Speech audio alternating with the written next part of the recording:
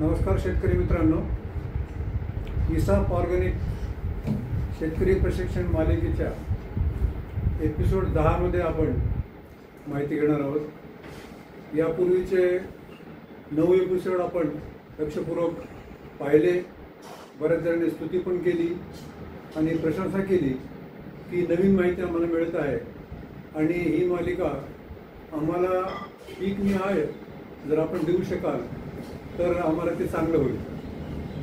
अर्थात आपण सध्या पूर्वी जेव्हा विचार केला की बऱ्याच जणांच्या मनात रासायनिक शेती सोडून सेंद्रिय शेतीकडे वळण्याची इच्छा आहे, परंतु योग्य मार्गदर्शन नाही। रासायनिक शेतीचे दुष्परिणाम सगळे सांगतात, सेंद्रिय शेतीची गरज खूप आहे असं सांगतात, परंतु प्रत्यक्ष शेतावर काय करायचं याचं मार्गदर्शन नसल्यामुळं आम्ही असा विचार केला की ज्या एकूण 16 प्रचलित सेंद्रिय शेती पद्धती आहेत, ज्याच्यामध्ये IPM आहे, झिरो बजेट आहे, पारंपरिक शेती आहे, यौगिक शेती आहे, अग्निहोत्र आहे, झिरो बजेट असल्यासारखं ते पण आहे, वगैरे वगैरे जे आहेत ना, त्याच्या सगळ्याचा सार काढून आम्ही इसाप पद्धती काढलेली आहे।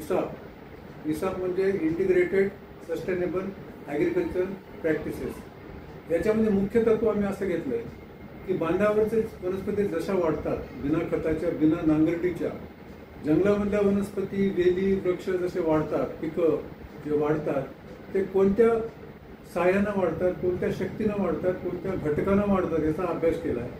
आणि हेच जे आपण निसर्गाचं चक्र, जे निसर्गाचं तंत्रज्ञान आहे वनस्पती वाढवायचं, हे आपण आपल्या शेतामध्ये आपल्या ऊस, केळी, हळद, कापूस, आपल्या पिकांना हे जे तंत्रज्ञान किंवा हे मूलतत्व किंवा प्रिन्सिपल्स आहेत, हे घटक आहेत, हे जर आपण अभ्यास करून त्या ठिकाणी प्रत्यक्ष आपल्या शेतामध्ये त्याचा समावेश केला तर न नांगरता, रासायनिक तणनाशक न देता, खतं न देता, विषारी कीटनाशक न मारता आपल्याला उत्कृष्ट अन्न मिळू शकते।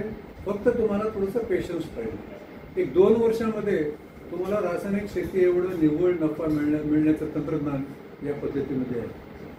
मागच्या एपिसोडमध्ये आम्ही अर्थात आम्ही सगळं एपिसोड घरगुती प्रमाणात करत आहे, घरच्या घरीच करत आहे, त्याला प्रोफेशनल रूप नाही, त्याला पैसाही जास्त खर्च नाही आम्ही।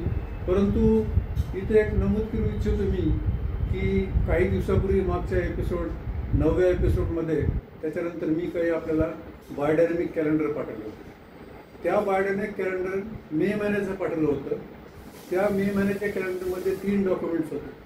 आपण पाहिलं असाल, त्याच्यासोबत मॅटर काही आपल्याला पाहता आलं नाही, परंतु एक लक्षात घ्या की पीक जे वाढतंय ते पिकाचं विज्ञान, म्हणजे त्याला अंतर किती पाहिजे, किती कालावधीत पक्व होते, किती उंची वाढते, आणि मग जमीन विज्ञान, जमिनीतला घटक त्याला कोणते पाहिजेत, खतं कसे पाहिजेत, म्हणजे पीक विज्ञान, जमीन विज्ञान या दोघांचा समावेश आपण आतापर्यंत या शेती क्षेत्रामध्ये, शेती तंत्रज्ञानामध्ये पाहिजे। परंतु एका मोठ्या गंभीर आणि अत्यावश्यक गोष्टीकडे आपलं दुर्लक्ष झालं, ते म्हणजे कॉस्मिक एनर्जी, अंतराळ विज्ञान, ज्याला बायोडायनॅमिक सायन्स आपण म्हणतो। तर हे बायोडायनॅमिक सायन्सबद्दल जवळजवळ 90% लोक, 95% लोक अजिबात माहिती नाही त्यांना, आणि त्याचं महत्त्व तर अजिबात माहीत नाही। याचा आम्ही जवळ 1000 एकरावर वेगवेगळ्या पिकावर विदर्भात, यवतमाळ, धुळे इकडे हे प्रयोग केले, आणि त्यावेळी लक्षात आलं की हे बायोडायनॅमिक तंत्रज्ञान अत्यंत महत्त्वाचं आहे। अंतराळातले ग्रह, तारे, सूर्य, चंद्र, राशी, नक्षत्र हे अवकाशामध्ये भ्रमण करत असतात। उत्तर ध्रुव, दक्षिण ध्रुव यांचे सुद्धा मॅग्नेटिक परिणाम मिळतात। तर अंतराळामध्ये इतक्या सुप्त एनर्जीज आहेत, सुप्त शक्ती आहे, त्या शक्तीचा प्रभाव आपल्या पिकावर, जमिनीतल्या सूक्ष्म जीवाणूवर, ह्युमसवर आणि मुख्यतः जमिनीतल्या ओलाव्यावर, जवळजवळ 6 इंच जमिनीतल्या ओलाव्यावर आपल्याला पृष्ठभागावर पडत असतात। तर हे अजिबात दुर्लक्ष झालेलं आहे। शास्त्रज्ञालाही माझी अशी विनंती आहे की या सायन्सकडे जास्त शोधक दृष्टीनं पाहावं, वैज्ञानिक त्याला अधिष्ठान द्यावं आणि सखोल अभ्यास करावा। आमच्या अनुभवानुसार याच्यामध्ये आपण पाहतो की जग पुढे गेलेलं आहे। जर्मनी, न्यूझीलंड, अमेरिका, युरोपियन देश, इत्यादी 70हून जास्त देशामध्ये हे तंत्रज्ञान वापरतात. त्यांना माहिती झालेली आहे. आणि याचा जनक कोण होता? Rudolph Steiner.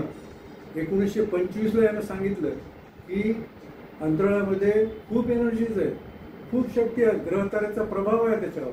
आणि त्याच्यामुळं आपण सर्वसाधारण शेतकऱ्यांना नेहमी एक अनुभव येतो बघा. आपण एका शेतामध्ये 4 तारखेला पीक पेरलं आणि दुसऱ्या शेतामध्ये 5 तारखेला पेरलं, तर 5 तारखेला पेरलेल्या पिकामध्ये कीड रोग भरपूर असतो. खूपदा फवारणी करूनही कीड कंट्रोल होत नाही, कारण ती पेरणीची तारीख चुकीची असते. त्यामुळं असं लक्षात घ्या की बायोडायनॅमिक कॅलेंडरप्रमाणे आणि ग्रहताऱ्याच्या प्रभावाचा अभ्यास करून जर आपण हे तंत्रज्ञान आपल्या प्रत्यक्ष शेतीमध्ये अवलंब त्याचा केला तर तुम्हाला 8 ते 20% उत्पादन वाढते. शास्त्रीय दृष्टी याचे खूप तिचं संशोधन झालेलं आहे, परदेशात संशोधन झालेलं आहे. आम्ही All India biodynamic association of India आणि जागतिक स्तरावर हे बायोडायनॅमिक कॅलेंडर दरवर्षी प्रसिद्ध होतं. 2024चे कॅलेंडर प्रसिद्ध होते. त्याच्या वेबसाईट सुद्धा आहेत, ते आपण सर्च बायोडायनॅमिक सायन्स याच्यामध्ये काढलं, टेक्नॉलॉजी ओपन केलं तर तुम्हाला हे सापडेल. परंतु अतिशय सोप्या पद्धतीनं हे बायोडायनॅमिक कॅलेंडर तुमच्यासाठी आम्ही प्रस्तुत केलेलं आहे. या कॅलेंडरचा थोडा तुम्ही अभ्यास करा, त्याचं महत्त्व जाणा. या कॅलेंडरप्रमाणे तुम्ही शेतातले प्रत्येक काम, पूर्व मशागत करणं, बियाणाला संस्कार करणं, जमिनीवरची पिकं कोणत्या दिवशी पेरायचे, जमिनीच्या मधले पिकं कांदे, भुईमूग, हळद, हे आपण कधी लावायला पाहिजे, कधी काढायला पाहिजे, याच्या तारखा आहेत, त्याच्या विशिष्ट तारखा आहेत, ज्याचा अनुकूल परिणाम ग्रहताऱ्याचा या पिकावर होतो. आणि त्याचा अभ्यास केला. आणि काही अशा तारखा आहेत, लक्षात घ्या मित्रांनो, की काही अशा तारखा आहेत की त्या दिवशी अजिबात पेरू नका. अशा तारखाला का पेरू नका याला शास्त्रीय कारण आहे.